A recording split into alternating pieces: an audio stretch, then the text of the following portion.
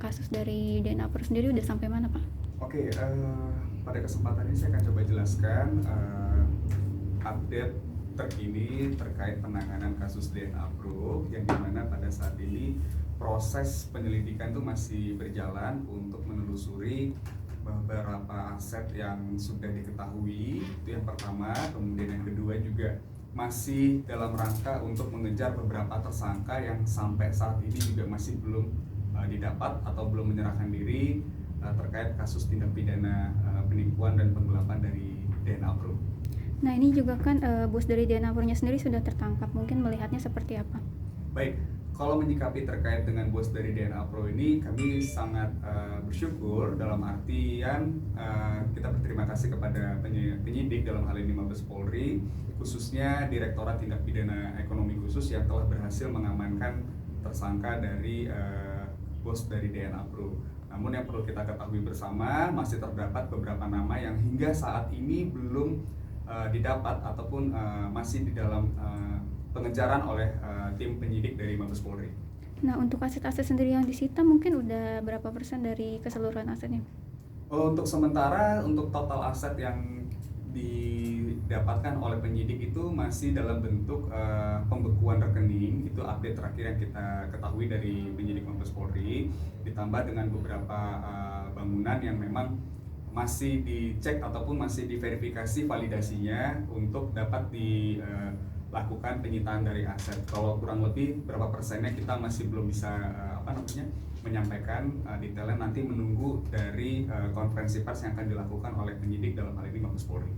Nah, ini kan kemarin juga ada beberapa artis yang ternyata tidak jadi mengembalikan uang dari hasil DNA Pro ini. Mungkin seperti apa menyikapinya, Bang? Baik, kalau saya pribadi menyikapi dari beberapa public figure yang belum ataupun tidak jadi mengembalikan uang ataupun hasil dari tindak pidana ini, kami sangat menyayangkan. Dikarenakan apa? Ketentuan dalam perundang-undangan, khususnya dari undang-undang tindak pidana pencucian uang itu memang mengharuskan untuk dilakukan penyitaan sementara. Bahasanya adalah penyitaan sementara terkait uang ataupun dana yang dipergunakan dari hasil tindak pidana tersebut. Namun perlu kita ketahui juga, dalam beberapa public figure ini kan memang mereka tidak mengetahui bahwa sebelumnya uang yang mereka terima sebagai bayaran mereka itu merupakan dari hasil tindak pidana. Jadi memang kalau kita berbicara antara kedua belah kubu ataupun kedua sisi, yang dimana penyitaan tersebut dipergunakan dan diperuntukkan untuk kepentingan proses penyelidikan, tapi di sisi lain public figure ini juga telah menjalankan pekerjaan dia secara profesional.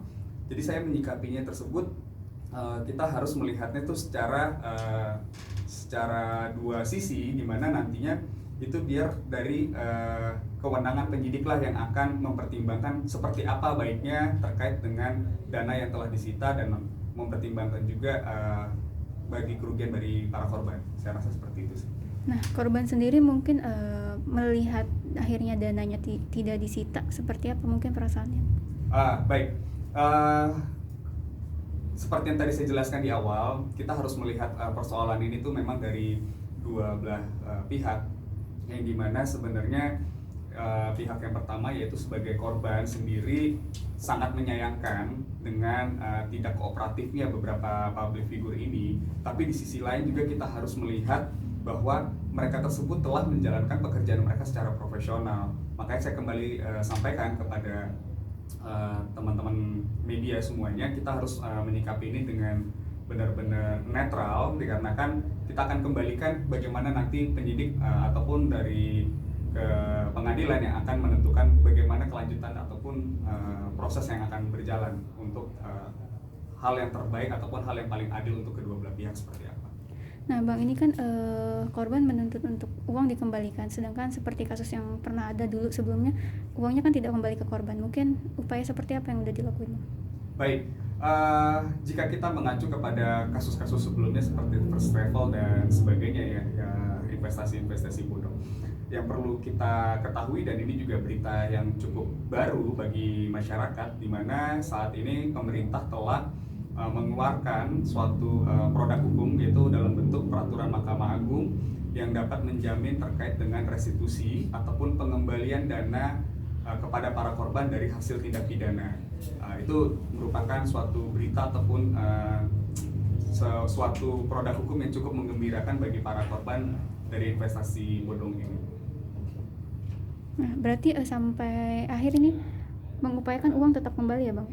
Nah, yang akan kita upayakan memang adalah tetap uang kembali kepada para korban melalui mekanisme kita akan mengajukan permohonan perlindungan hukum kepada Lembaga Perlindungan Saksi dan Korban seperti yang tadi saya sudah jelaskan di sebelumnya, di mana dengan terbitnya perma ataupun peraturan Mahkamah Agung tersebut menjamin ataupun negara menjamin untuk dilakukan restitusi melalui LPSK, Lembaga Perlindungan Saksi dan Korban, agar dalam penuntutan nanti ketika kejaksaan atau dalam proses persidangan, dana ataupun uang dari para korban investasi bodong ini dapat dikembalikan kepada para korbannya, bukan disita untuk negara. Seperti itu sih kurang lebih. Nah ini kan aliran dananya juga sudah kemana-mana nih Bang. Itu berarti sudah diselidiki apakah ada aliran dana ke luar negeri atau seperti apa Bang? Untuk saat ini informasi yang kita terima memang ada beberapa aliran dana itu yang sudah dialihkan ke luar negeri, yang dalam saat ini tuh proses tersebut masih dalam proses penyelidikan dan pengembangan yang dilakukan oleh penyidik, dalam hal ini Mabes Polri. Dan kita berharap semoga semua aliran dana yang sudah dialihkan ke luar negeri ataupun kemanapun itu sifatnya dapat segera dilakukan penyitaan untuk dapat dikembalikan kepada para korban. Saya rasa seperti itu. Oke, Abang mungkin ada harapan nggak sih mungkin dari para korban sendiri yang bilang ke Abang atau mungkin seperti apa? Terkait dengan harapan para korban sendiri, memang yang disampaikan kepada kami selaku kuasa hukum ialah yang pertama adalah agar dapat dikembalikan duit ataupun uang yang telah mereka tanamkan di dalam investasi bodong DNA Pro sih, seperti itu. Nah, Abang ini kan juga ada beberapa artis yang dipanggil ke Mabes nih. Akankah ada beberapa artis lagi atau emang hanya artis itu aja, Bang? Terkait beberapa public figure yang akan kedepannya dimintai keterangan lebih lanjut, mungkin ada dalam beberapa waktu mendatang, namun itu semua kami kembalikan lagi bagaimana nanti penyidik dalam hal ini Direktorat Tindak Pidana Ekonomi Khusus yang akan menyikapinya. Prosesnya seperti apa kami akan percayakan kepada teman-teman penyidik. Oke, berarti ini untuk prosesnya sendiri masih dalam penyidikan ya Bang, belum sampai ke kejaksaan? Sampai saat ini informasi yang kami terima memang berkas belum dilimpahkan ke kejaksaan karena beberapa masih dalam proses penyelidikan sih. Nah, ini kan beberapa artis juga banyak banget yang terlibat bahkan di kasus-kasus sebelumnya. Ini juga bisa menjadi pembelajaran nggak sih Bang untuk para selebriti sendiri? Nah, terkait dengan pembelajaran kepada para public figure, saya mungkin sedikit berpesan kepada teman-teman public figure, ketika menerima job ataupun pekerjaan, tolong dipastikan dengan baik semua perjanjian kontrak kerjasama, dan tolong dimasukkan dalam kontrak ataupun perjanjian kerjasama antara pihak yang meng-hire public figure tersebut dengan public figure-nya, agar mencantumkan klausal bahwa dana ataupun uang yang dibayarkan kepada para public figure ini memang benar-benar uang, bukan hasil dari tindak pidana.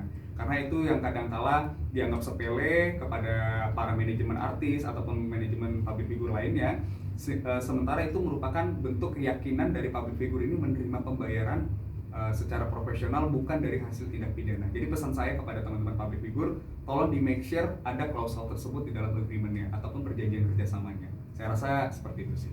Total mungkin yang Abang tangani ada berapa korban? Dan yang paling besar nilainya berapa Bang? Untuk yang kami tangani, jumlah korbannya ialah 147 di awal tahap batch pertama, kemudian ada sekitar 430 di tahap batch kedua, dengan total kerugian itu mencapai kurang lebih 39 miliar ya. Berarti yang paling besar di angka berapa? Dari untuk satu yang orang? paling terbesar sendiri, satu orangnya itu bisa mencapai kerugian senilai 4,5 M. 4,5. Alasan mereka apa sih Bang untuk mengikuti investasi ini? Baik, begini, kalau kita tanya kepada para korban sendiri, apa sih yang membuat mereka tertarik untuk mengikuti program yang ditawarkan oleh DNA Pro ini. Yang pertama, memang kita sama-sama ketahui kondisi perekonomian negara kita memang saat itu sedang susah, yang dimana terdapat PHK dan sebagainya. Ketika mereka diiming-imingi dengan janji mendapatkan keuntungan 1% per hari dari apa yang mereka tanamkan uang tersebut, itulah yang membuat akhirnya para masyarakat ini jadinya tergiur untuk mencoba. Karena memang yang seperti tadi saya jelaskan, kondisinya adalah di saat awal-awal pandemi tersebut semua perekonomian itu hampir lumpuh. Jadi inilah yang membuat mereka untuk mencoba untuk mencari keuntungan ataupun pendapatan di luar dari pekerjaan yang telah mereka kerjakan. Itu sih yang menggiurkan ataupun mengakibatkan para korban ini mau untuk menanamkan uangnya di kasus-kasus seperti investasi bodong seperti ini. Ada Pak? Ada. Aman. Oke, makasih banyak Abang.